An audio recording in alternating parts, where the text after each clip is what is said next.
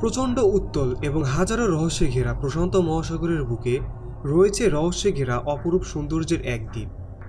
দ্বীপটির নাম মিডওয়ে অটল। দ্বীপটির সবচেয়ে বড় বৈশিষ্ট্য হল দ্বীপটি সাধারণ জনবসতি থেকে হাজার হাজার মাইল দূরে অবস্থিত, যেখানে মানুষ চাইলেও যেতে পারে না।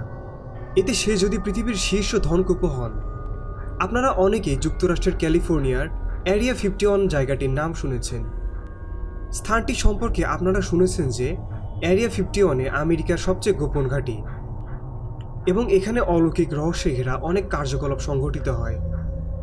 এমনকি অনেকেও দাবি করেন যে এখান থেকে আমেরিকা ভিন গ্রহের এলিয়েনদের সাথে যোগাযোগ করেন এবং তাদের কাছ থেকে অনেক টেকনোলজি সম্পর্কে ধারণা নেন।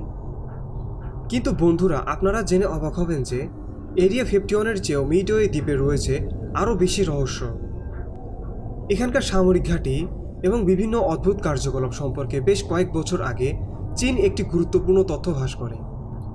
তথ্যটি হলো এখান থেকে প্রতিনিয়ত আমেরিকা অদ্ভুত এক তরঙ্গ পাঠায় মহাকাশে। কিন্তু কি সেই তরঙ্গ? কাদের কাছে পাঠায় সেই তরঙ্গ তার কুল কিনারা খুঁজে পায়নি চীন এবং রাশিয়া। এরকম অদ্ভুত কার্যকলাপের জন্য অনেক বিশেষজ্ঞগণ মনে করে থাকেন আমেরিকা হয়তো ভিন গ্রহের প্রাণীদের সাথে এখান থেকে যোগাযোগ করে থাকেন। বন্ধুরা, আরেকটি মজার ব্যাপার হচ্ছে অনেক বিশেষজ্ঞগণই দাবি করেন যে চীন এবং রাশিয়াকে বোকা বানানোর জন্যই তারা এমনটি করে থাকেন। আসলে দ্বীপটি হাজার হাজার মাইল জনবসতি এবং প্রশান্ত মহাসাগরের মাঝ বরাবর হওয়ায় এই দ্বীপটি নিয়ে শত্রু দেশগুলো রিসার্চ করা অনেক কঠিন একটি ব্যাপার। প্রিয় বন্ধুরা, এ তো গেল আধুনিক সময়ের কথা। বন্ধুরা, আপনারা জানেন কি এই দ্বীপে রয়েছে এক ভয়ঙ্কর রক্তক্ষয়ী ইতিহাস। কারণ দ্বিতীয় বিশ্বযুদ্ধে জাপানি নৌবাহিনীর বিখ্যাত ইম্পেরিয়াল জাপানিজ নেভি এই দ্বীপ দখলের চেষ্টা চালায় এবং ভয়ঙ্কর এক সামরিক হামলা চালায়। ঘটে ভয়ঙ্কর এক রক্তক্ষয়ী যুদ্ধ।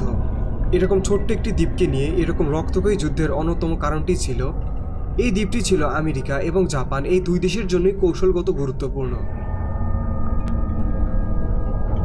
প্রিয় বন্ধুরা, সম্পূর্ণ ভিডিওটি দেখার জন্য ধন্যবাদ। ভিডিওটি যদি আপনার ভালো লেগে থাকে তাহলে একটি লাইক দিবেন এবং আপনার মন্তব্য কমেন্টে জানাবেন। আর এরকম অদ্ভুত এবং মজাদার সব ভিডিও দেখতে যাযাবর চ্যানেলটি অবশ্যই সাবস্ক্রাইব করবেন। পরবর্তী ভিডিও দেখার আমন্ত্রণ জানিয়ে আজকের মতো এখানেই শেষ করছি। ভালো থাকবেন প্রিয় বন্ধুরা, আল্লাহ হাফেজ।